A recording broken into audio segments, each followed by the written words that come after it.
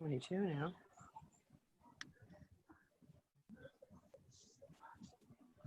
Nope, down to 21.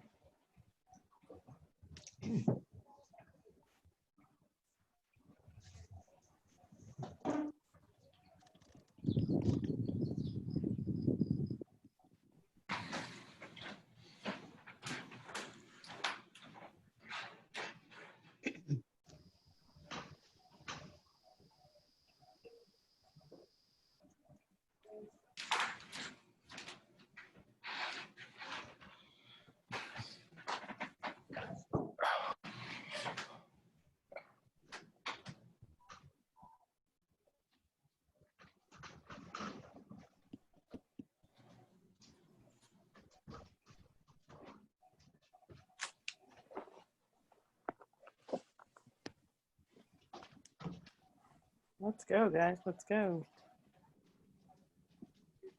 I guess they're waiting for 1 more minute.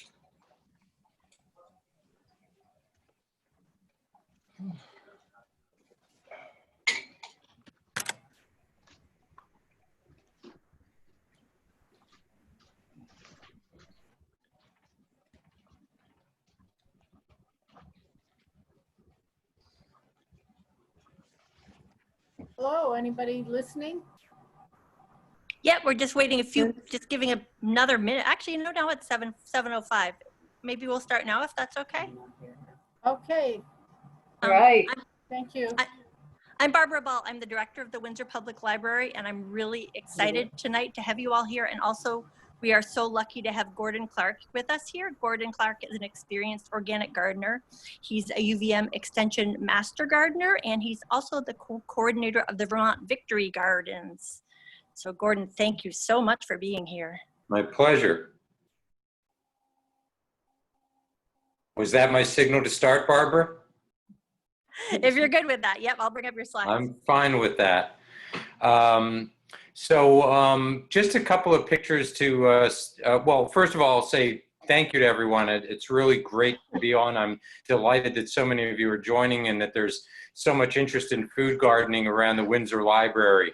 And I might have to, at one point or another during this call, I might in fact need to go deal with my dog who's giving me a lot of problems right now. So my apologies if I step away from the screen for just a minute. My wife went out, so she's not here to help. And even just to, if you want to just show the first 6 pictures, Barbara, that I had sent you. So these are some of the crops that I've grown over the years, first in Maryland and now in Vermont.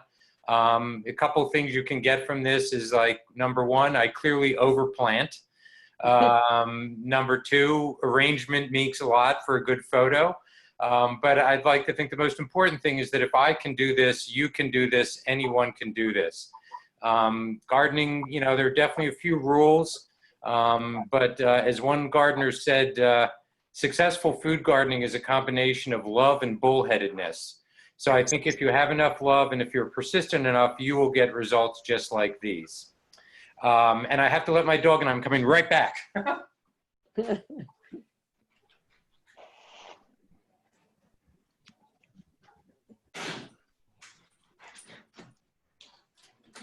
Sorry about that. Still dealing with a puppy.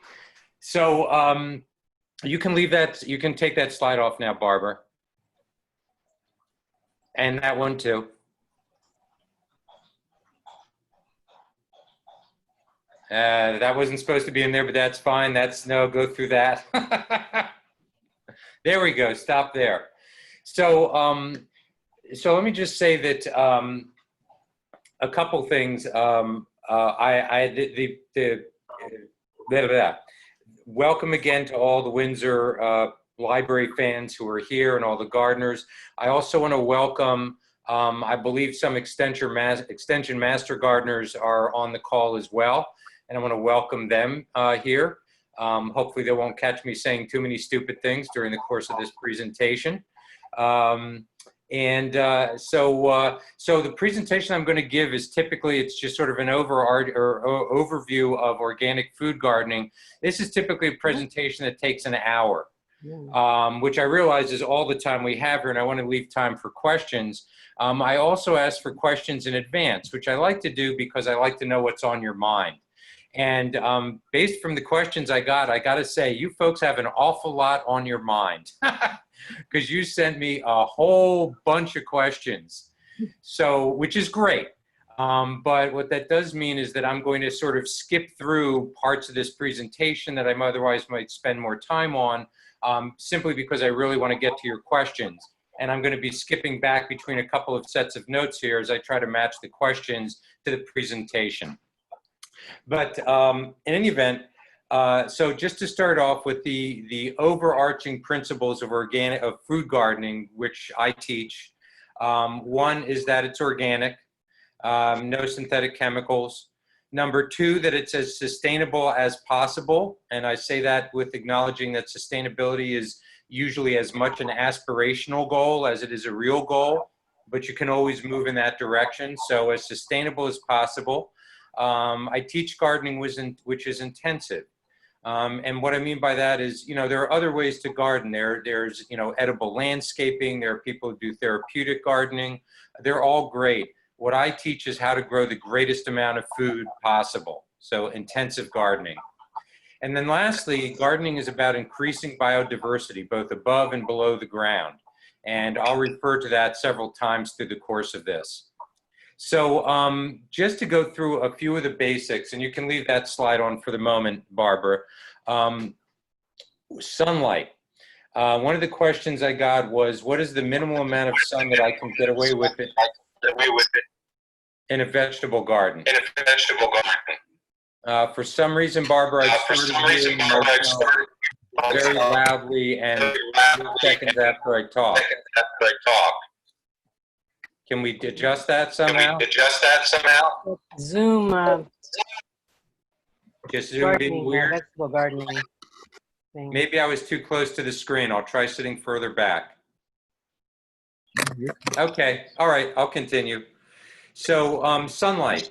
First and foremost, you need sunlight in your garden. One of the questions was, what's the minimum amount of sun I can get away with for a vegetable garden? Generally speaking, that's considered full sun. Full sun is 6 to 8 hours a day of direct sunlight, not just ambient light, but direct sunlight. 6 to 8 hours a day is considered full sunlight. If all you're growing is things like greens, like lettuces and stuff like that, you can get away with 4 to 6 hours. And if you're growing vegetables that have, I'm sorry, I'm being very distracted by this feedback. I think if you mute everyone, you won't get as much feedback, I believe. I think you're right. Well, that's Barbara's. I think that's Barbara's.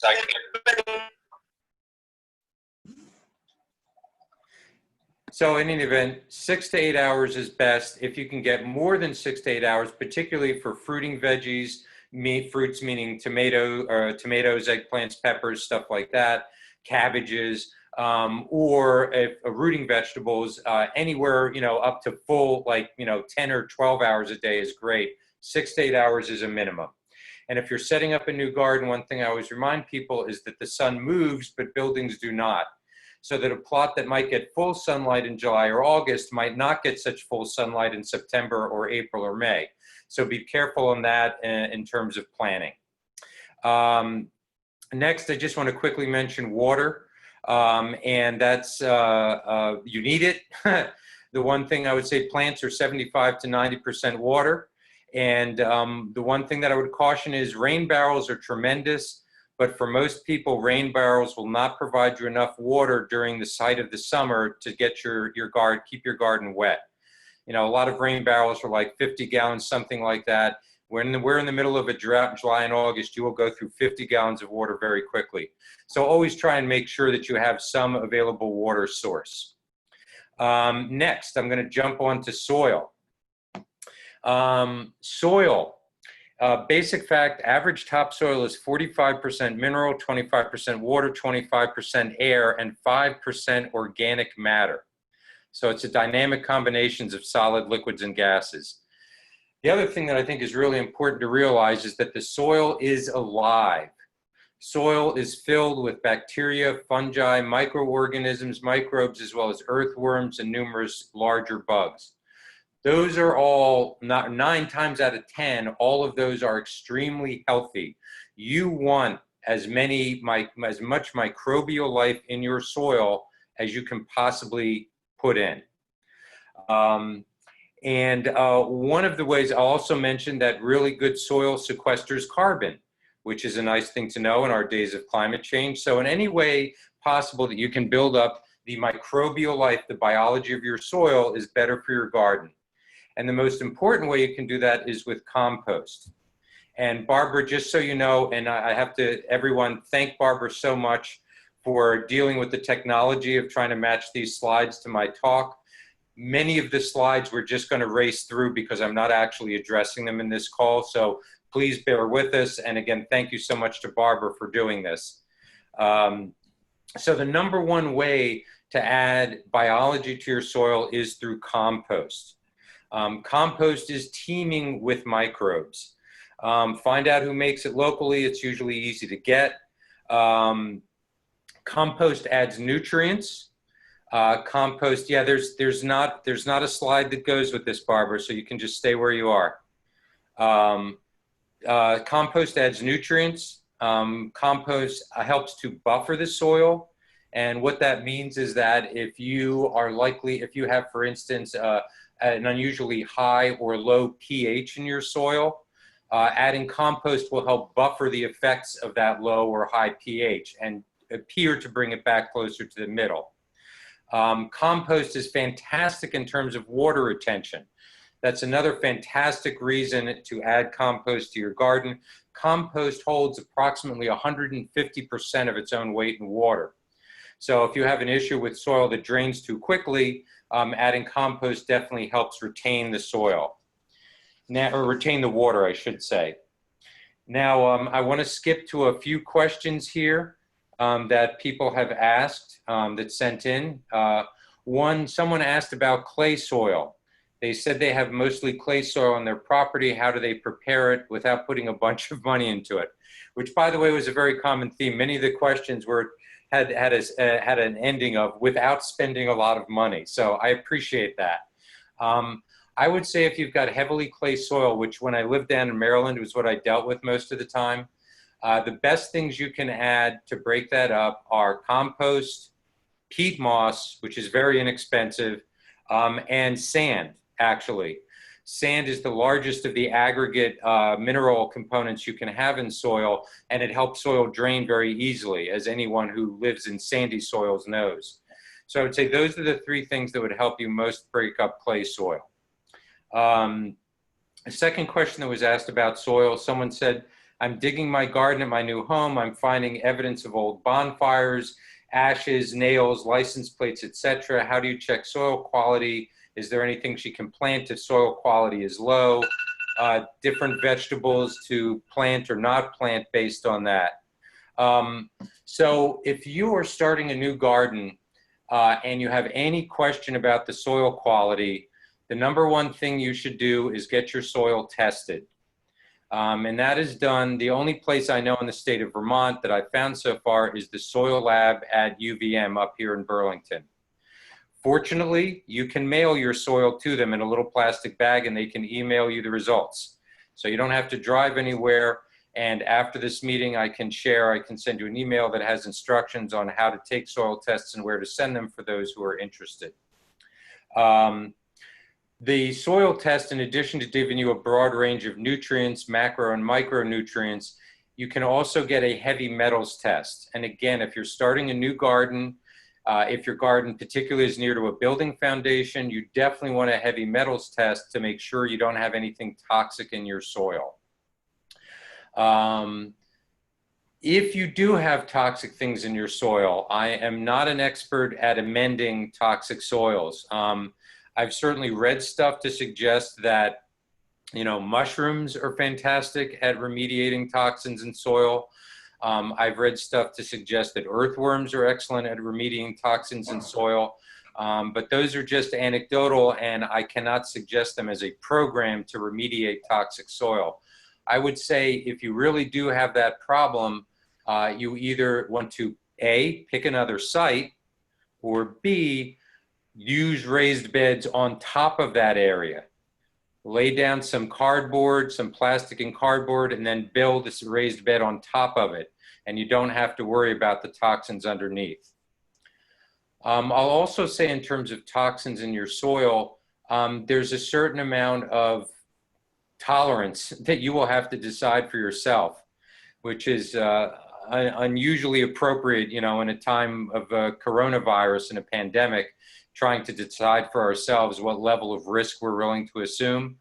Well, the same is really true with toxins in your soil. Now, if you get a clear test result that says your soil is loaded with lead, don't grow in it. But if you get soil tests that show trace amounts of certain toxins in it, you might talk with a few people and make a decision about that. I used to be an advisor at a garden that was in an intersection. This is a number of years ago, and I lived back in Maryland. And several of the people had concerns about, you know, possible toxins in the soil, even though it had been tested originally. And this garden was at a fairly busy intersection. And what I told them is, I wouldn't worry as much about the toxins in the soil as I would about the toxins coming out the tailpipes of all the cars that are driving by you, and possibly also in the city water that you're drinking. So that's just a way of saying, you know, unless you get clear cut, this soil is poisonous, don't grow, you know, take the results with a certain grain of salt and a certain idea that there might be levels of, you know, something in your soil that you're willing to put up with. But again, bottom line, if you're starting a new bed, if you have any concerns about toxicity in your soil, get a soil test through the UVM lab. Very easy to do, very inexpensive. You can find out how to do it, or I can send you that information. And in terms of vegetables that are better than others, again, I can't give an expert meaning for potentially contaminated soil. I cannot give a Master Gardener approved answer to that question. I think your best answer is to find a garden area that isn't contaminated, or to build a raised bed, and then you don't have to worry about which vegetables to grow. A few more questions. One other question about soil and compost. Sorry, as I go back and forth from one page to another here. Someone asked about adding worms to your garden. Can you add worms into your garden when turning it over? What kind and where do you get them? Are the kind you buy for fishing good? And the answer is, it probably doesn't hurt to add earthworms, and you do want to make sure, I don't know, as a non-fisherman, I can't tell you what type of worms get sold to fishermen. I want to tell that if you're going to put worms in, you should make sure that they are indigenous worms. I can tell you, for instance, that if you're using worms to do vermicomposting or worm composting, those are usually red wiggler worms. They are not indigenous to the area, and you should not put those in your soil, in your garden. If you can find worms that are, you know, or for instance, worms in another part of a garden or in soil nearby, so you know they're native, sure, you can put them in your garden. Really, though, what you want to do is try and build garden soil that is most inviting for worms to move into. And if you take care to build your soil up, and particularly with the addition of organic matter or compost, you will find more worms in it in each successive year than when you started. So yes, you can add worms, but really you want to focus on building up the soil to make it the type of home that earthworms want to come to.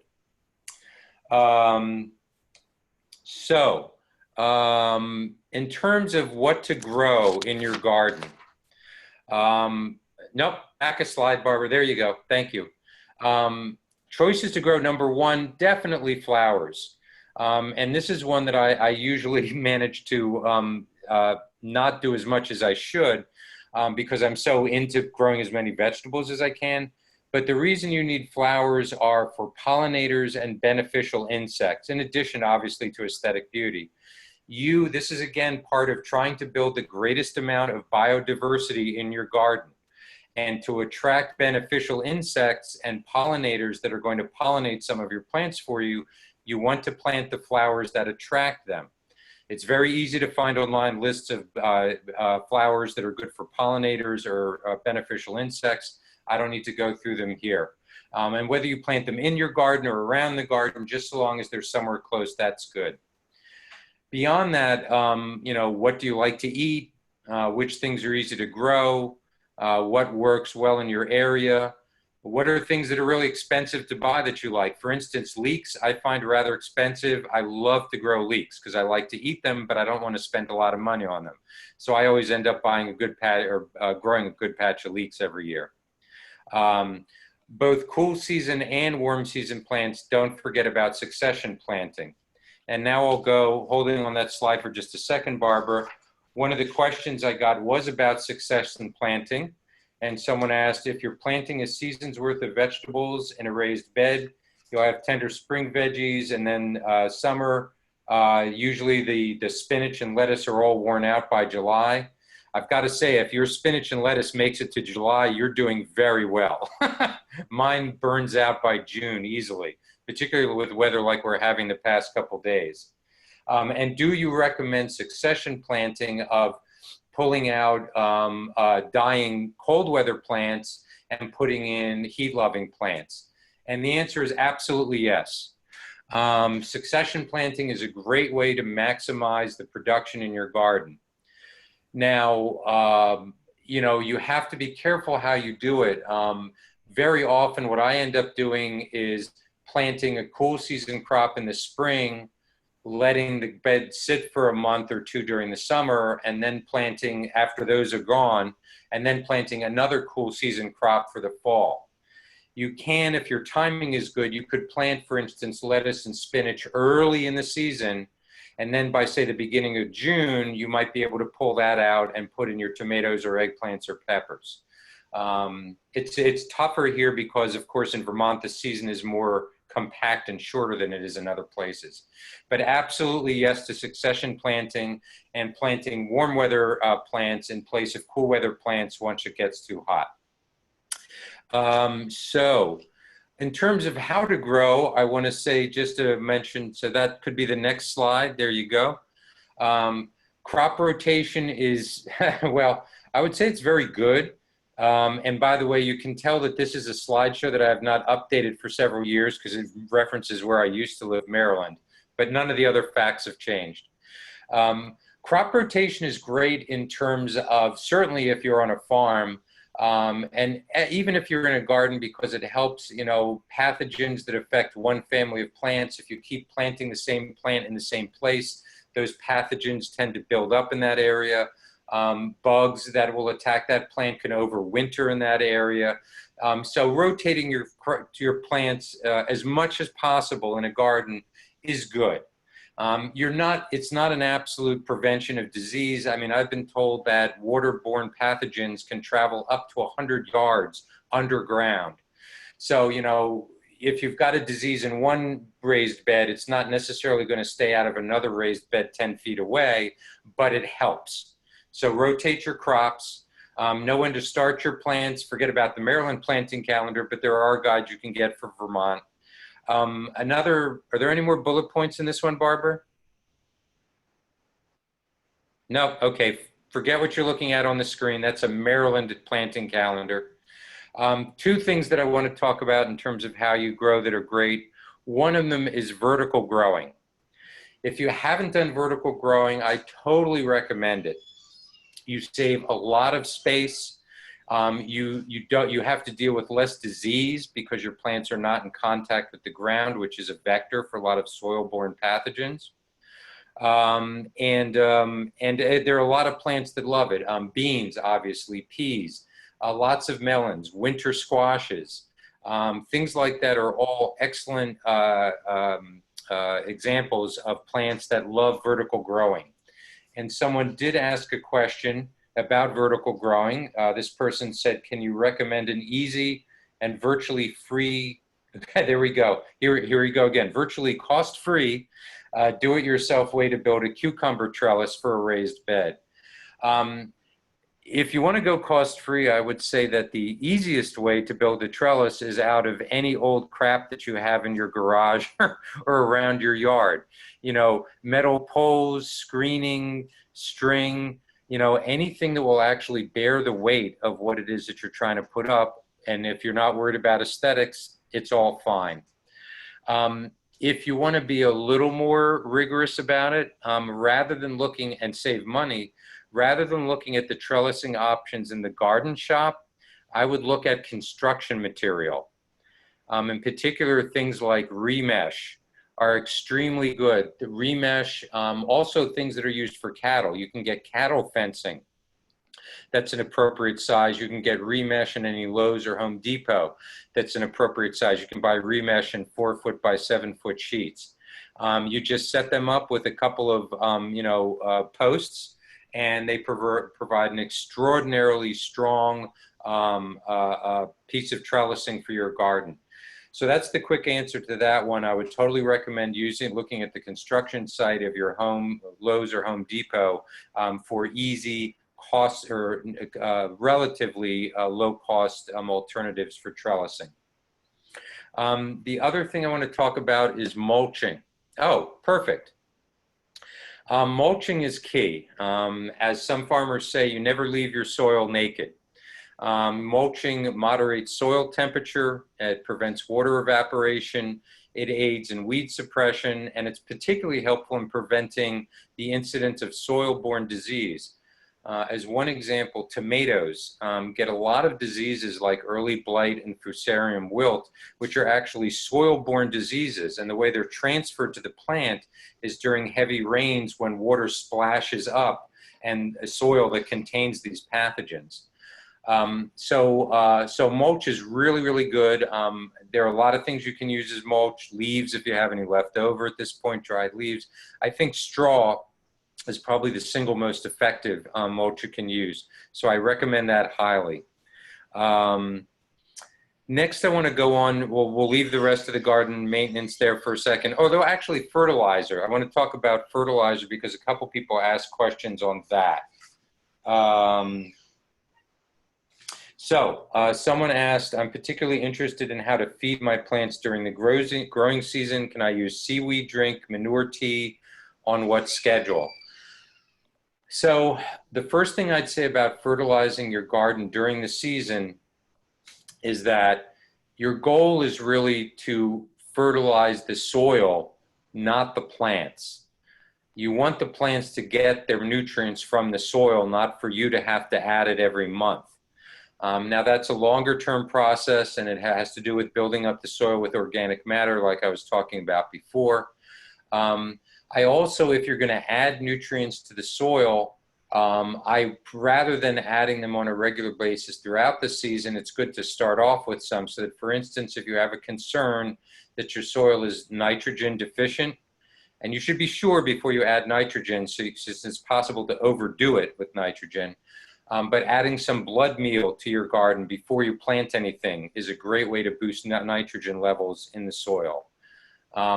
There are many things that you can add. You can get organic products that you can get during the course of the season that you can add. This person mentioned seaweed. There are a lot of seaweed products, fish emulsions. I think Neptune King makes a lot of good organic ones. If you are able to make or get manure tea, either from your own vermicompost or purchase it commercially, those are also excellent to use, and I would recommend using them at the rate that are recommended on the packages. Usually it's about once every 2 to 3 weeks, because again, you don't want to over fertilize your garden. One other question, 2 other questions that were sent in regarding this. And I hope this is going okay, by the way. I realize I'm talking a lot here, and that's because I'm trying to answer all the questions you sent in. So I hope that's working for everyone. Someone asked a question about Miracle-Gro. They said, is Miracle-Gro pure chemicals and to be avoided at all costs? Yes, would be the short answer to that. Not a fan, don't use it. There's no need to if you're doing organic gardening. Someone asked about composting. Can you put compost or food scraps into your garden in summer alongside your vegetables?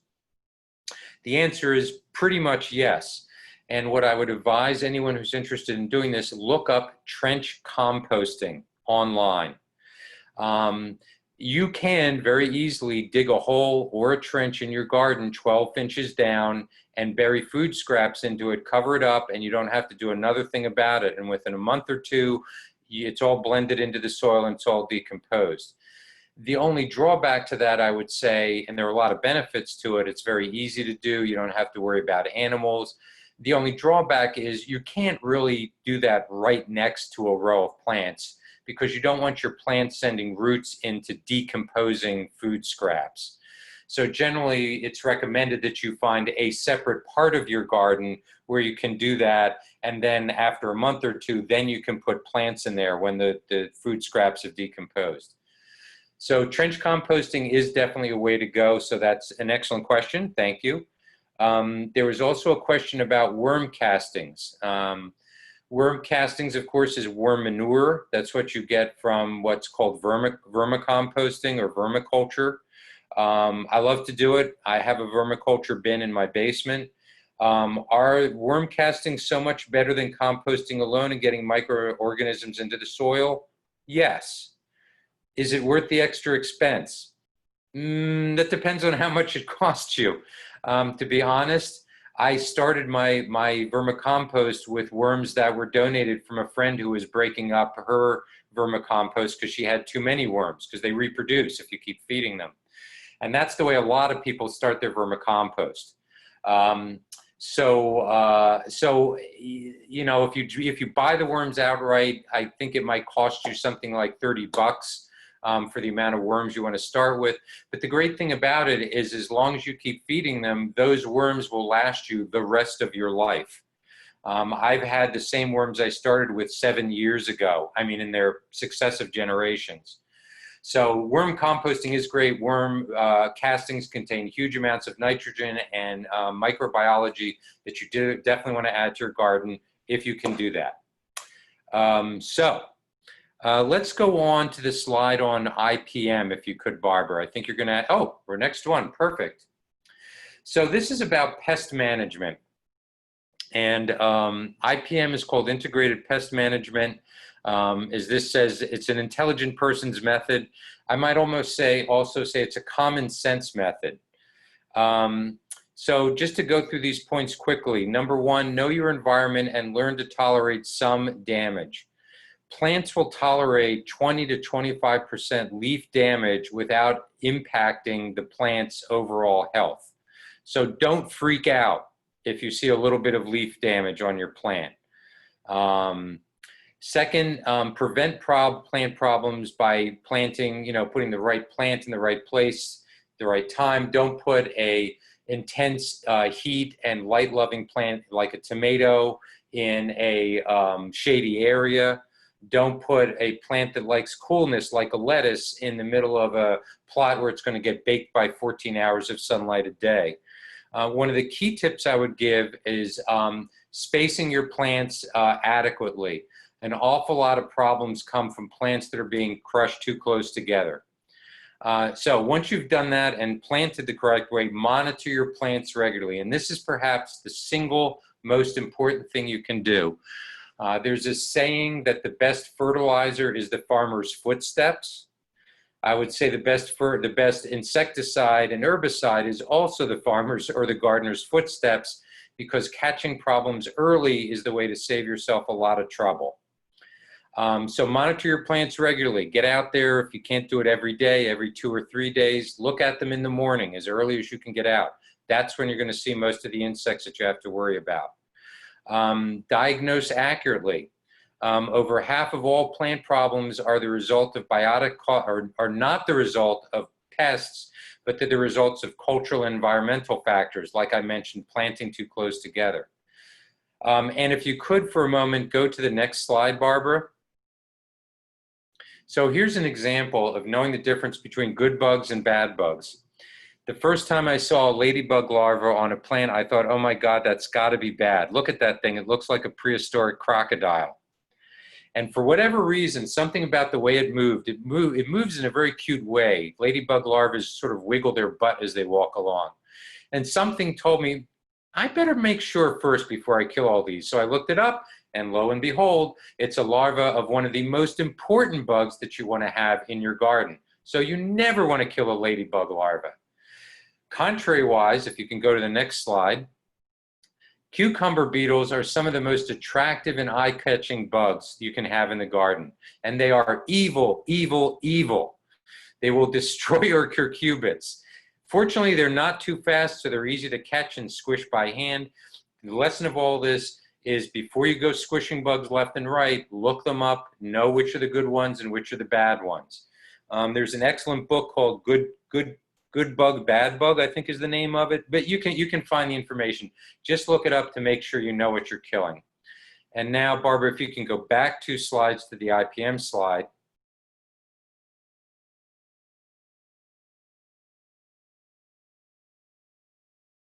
Or maybe we can't go back.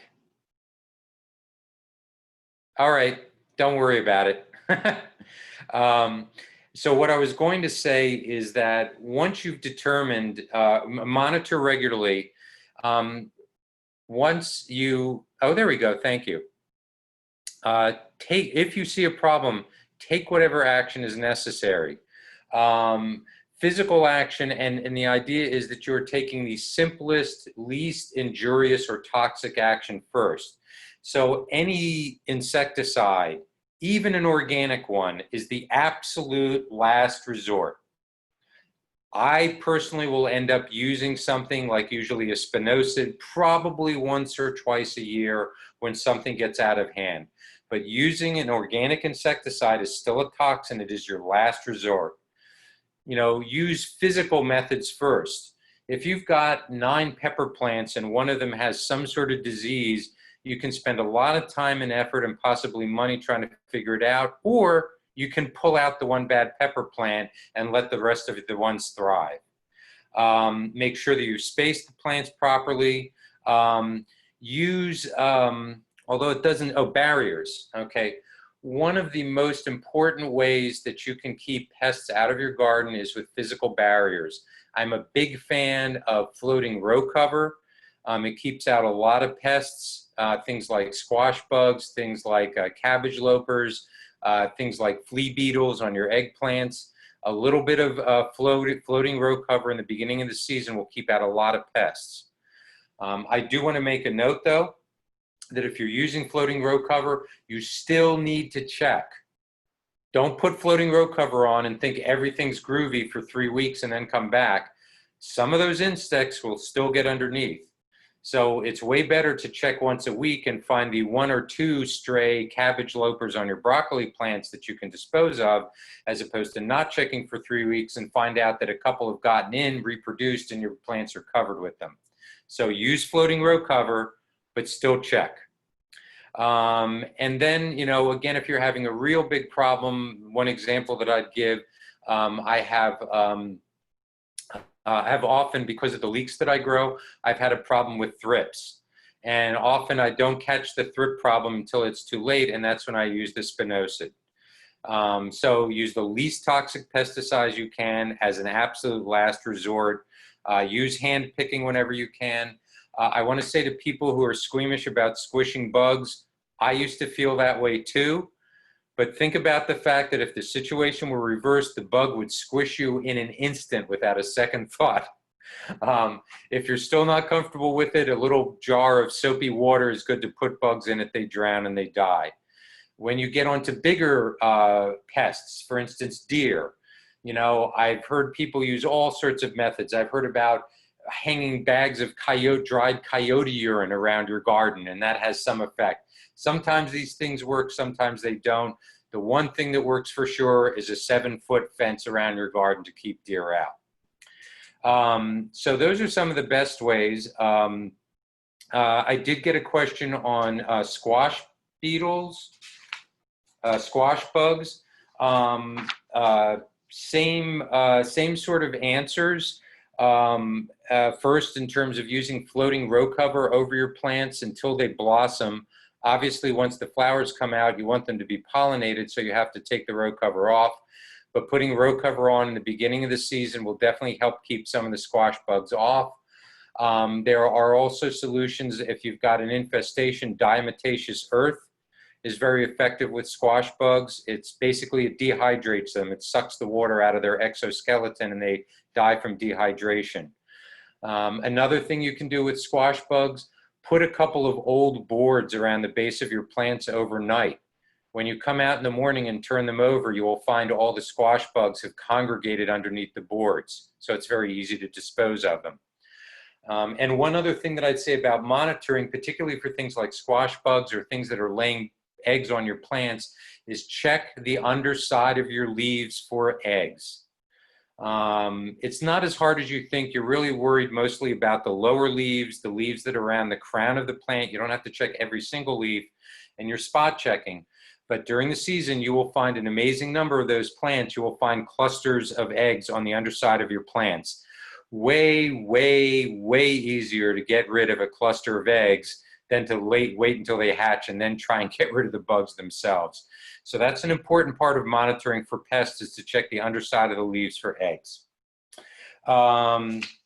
What's the next slide I have up there, Barbara? Keep going. Keep going. Keep going. Okay, before I talk about disease, I want to mention the last pest that was mentioned to me, and that is, I got several questions about groundhogs and moles. And I did some research on this, and I found out about an amazing tool called the rodent blaster. For any of you who have seen the movie Caddyshack, it's not dissimilar to the final scene in Caddyshack, minus all the above ground explosions. The rodent blaster is actually an expensive tool. It costs $4,000. What it does is it shoots oxygen and flammable material underground into rodent burrows, and then that is set on fire. It both collapses the burrows and it fries any critters that are underground in them. And by the way, I hope that there are no representatives of PETA on the call, because, you know, whether they're large and furry and potentially cute or small and nasty looking, these are all pests that are harming your crops. And you have to decide, if you cannot tolerate the amount of loss, how are you going to deal with them? Groundhogs are to be and moles are, to be perfectly honest, the hardest that I know of to defend against, because they burrow underground. I was told once, oh, if you put in a fence to keep out the groundhogs and moles, you have to put it 2 feet underground. Well, who in the heck buries a fence 2 feet in the ground underneath their garden? You know, it's like you're turning it into a fortress. You know, more than one person has mentioned a 22 when I've talked to other rifle gardeners. You know, if you have anyone who likes groundhog meat, invite them over with their rifle. I was actually reading a website for the Preservation Hill Garden farm out in Iowa, which is where I get my sweet potato slips from. They have great varieties. And they were lamenting the loss of their best friend dog of 16 years. And I was thinking immediately how sad that is. I've had pets that have died, and then you read the next paragraph and they talked about how that dog kept all the groundhogs away.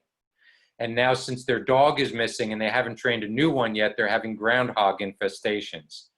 So a pet that's willing to attack and scare off or kill groundhogs is another good way.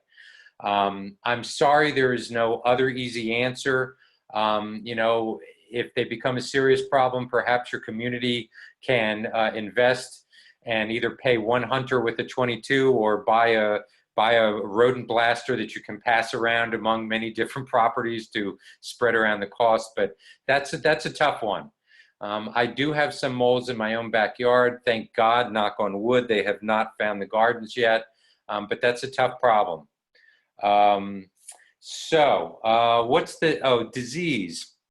So a couple quick comments about disease.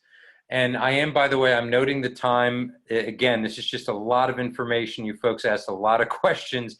I'm sure I'm going to run one right up to the hour limit. I don't know if Zoom will allow us to stay on for longer. I'll be happy to stay on longer and answer additional questions. And apologize again for being the only one talking here, but you asked a lot of questions. Disease prevention, again, a certain amount of pest and disease loss is inevitable. Don't get too freaked out if you see a little bit of plant damage. Use hybrid plants for resistance. When you buy tomatoes, if they have things like V or F at the beginning of the label, that means they are bred to be resistant to verticillium wilt or fusarium wilt.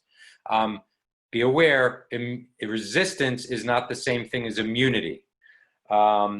Use good growing methods. Again, to talk about tomatoes, have a good thick mulch underneath them, clip off the bottom plants, the bottom branches and leaves closest to the ground, and you will prevent a lot of the disease that would otherwise be splashed up on your tomatoes. And it's also amazing, you know, I've seen tomato plants that have almost no branches left or leaves left, and they are still producing big tomatoes. So that's a good way to like just prune off the dead stuff, but leave the plant to go. Next slide. Okay, keep going. Keep going. I think at this point we want to go to the slides about, hold on a second here. The slide about season extension, the ones I sent you with the low tunnels.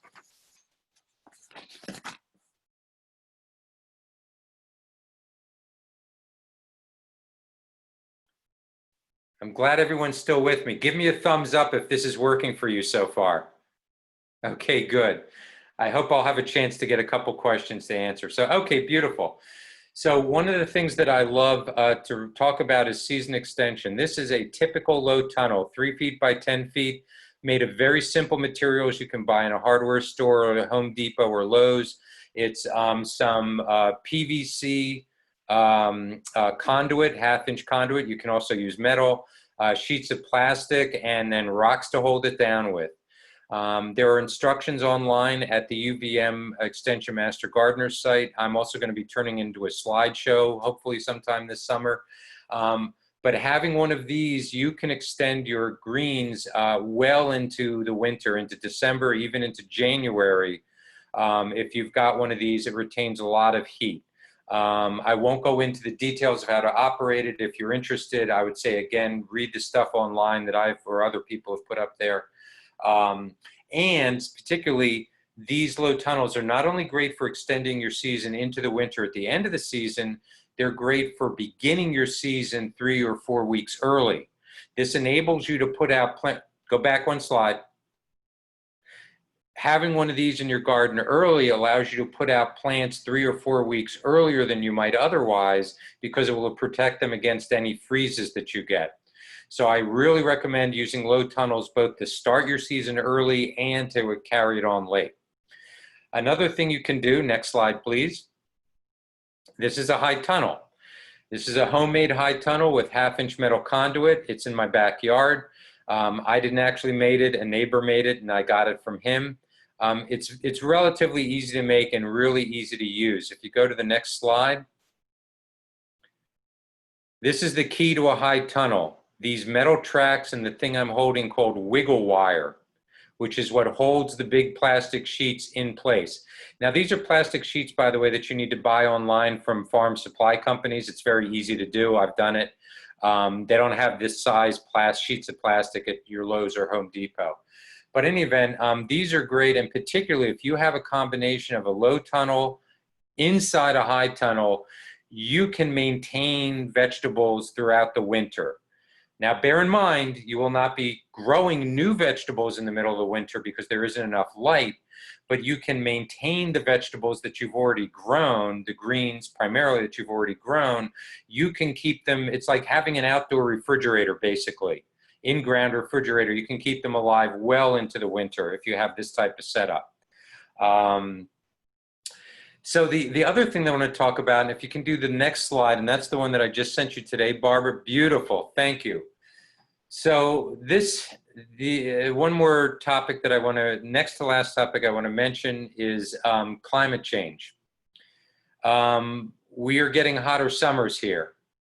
Obviously, it was frickin' 93 degrees in Burlington today. I don't know what it was in Windsor. So in addition to getting hotter summers, you also get more weather variability with climate change, meaning you get more extremes. You will get a colder cold snap earlier in the season than you might otherwise, in the same way that you will get a hotter hot snap in the middle of May than you would otherwise. So you are now looking at my high tunnel in my backyard without the plastic on it. And this is an example of what growing in the age of climate change looks like. On the left, you have my greens. They are under a black fabric shade cloth that is meant to block up to 50% of the sunlight striking them, thus reducing their exposure to heat.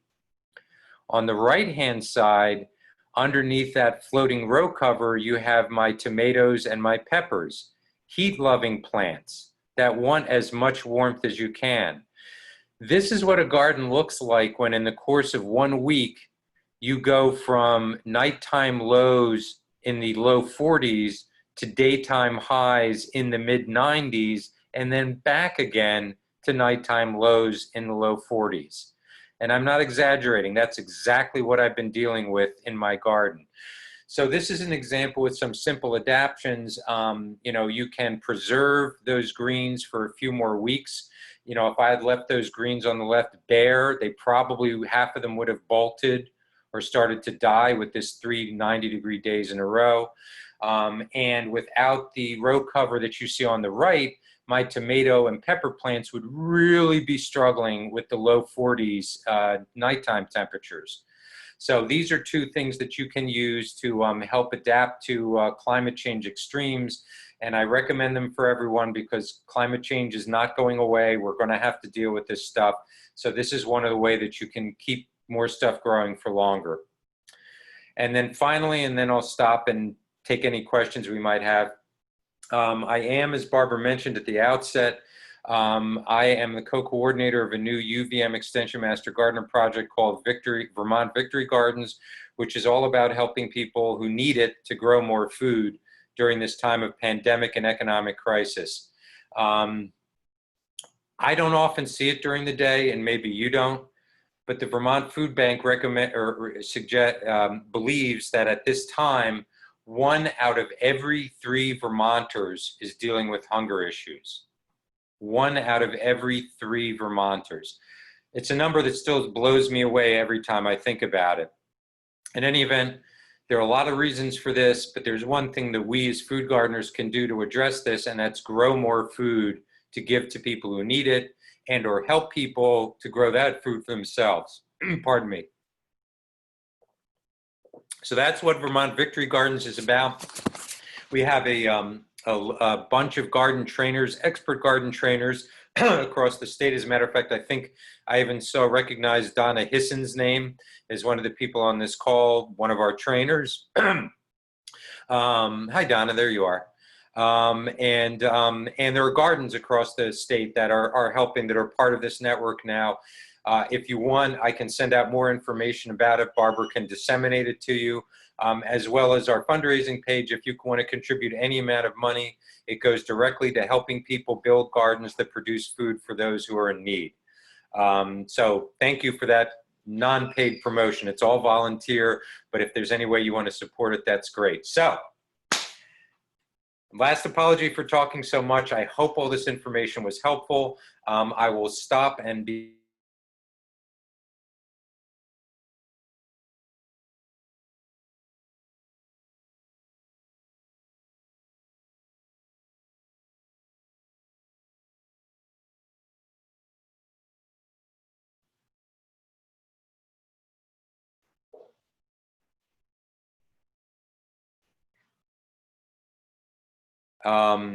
if someone's asking a question, I can't hear it because, again, everyone seems to be muted.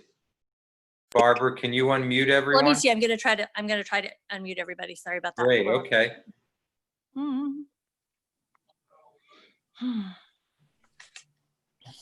Good evening.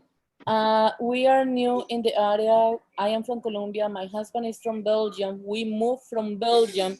So we have not there, never ever, deers, chipmunks, or anything like that. So we don't know what to do because the other day I planted some beautiful tulips I brought from Belgium, and apparently a deer found as an amazing snack, and I didn't know that could happen. Also, my seedlings, I have some seedlings in my balcony, and apparently a chipmunk found them delicious.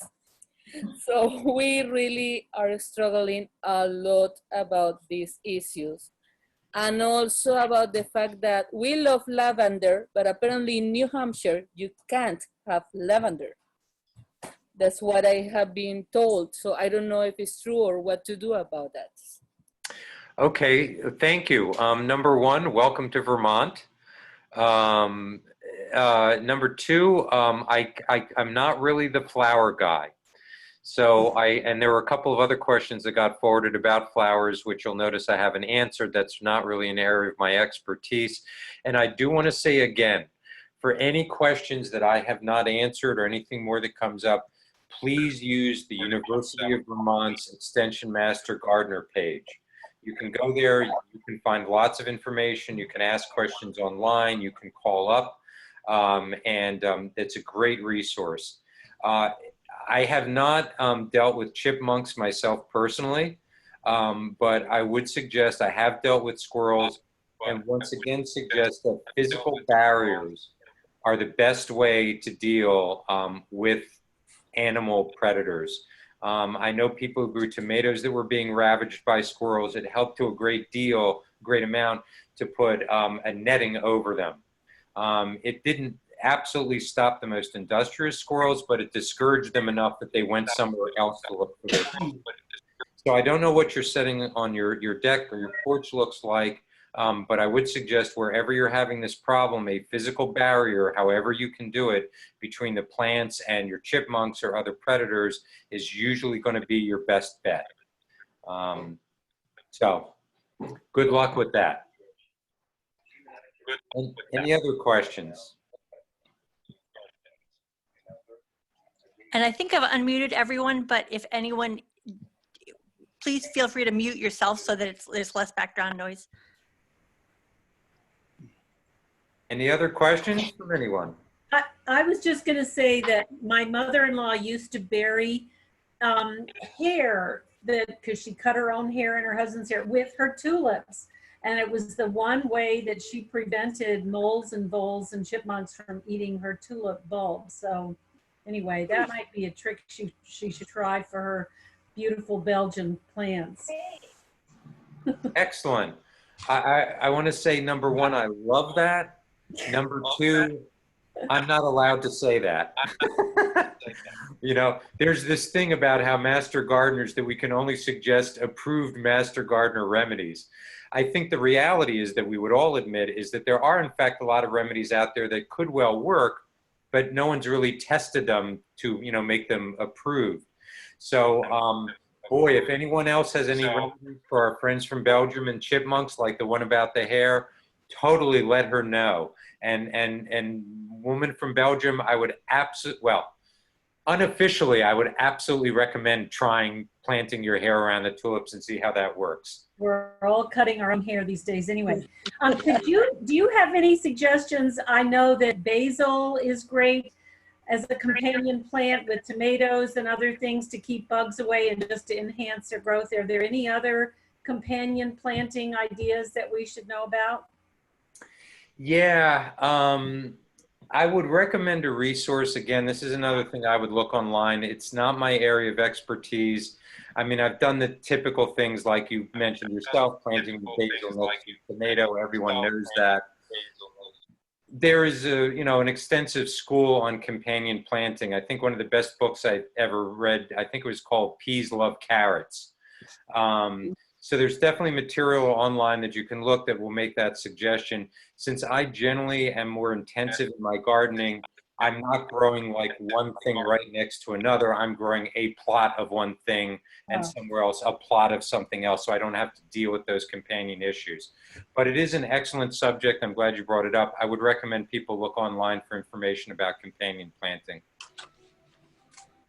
Thank you. Other questions?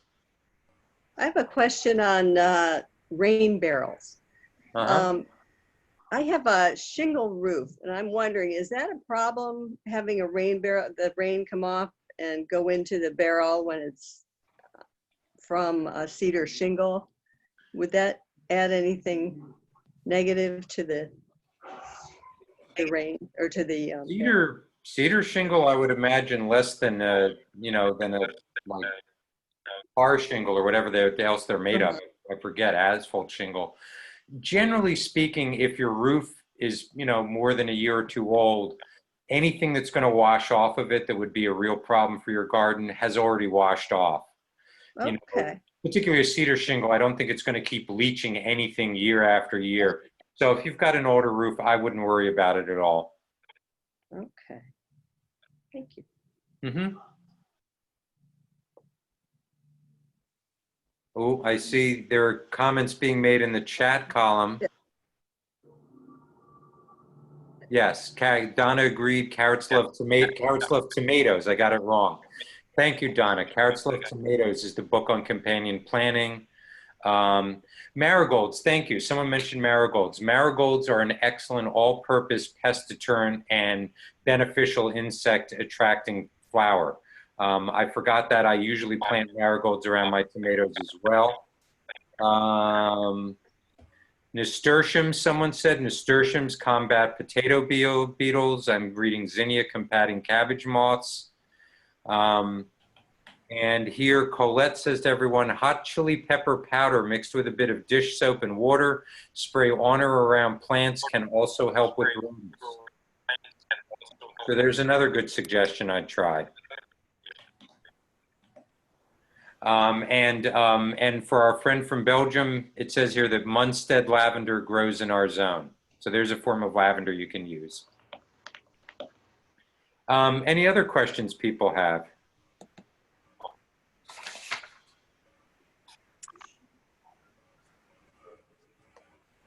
And if there's anyone, I noticed again a lot, if you're trying to ask a question, but you might want to check if you're on mute and unmute yourself if you're trying to ask a question.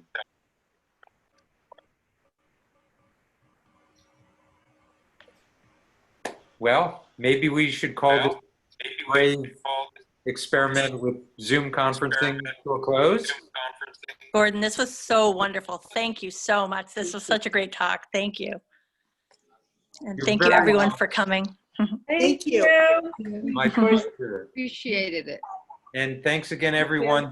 Two last reminders. Don't forget about the Extension Master Gardener website if you have any more questions and just generally for more information.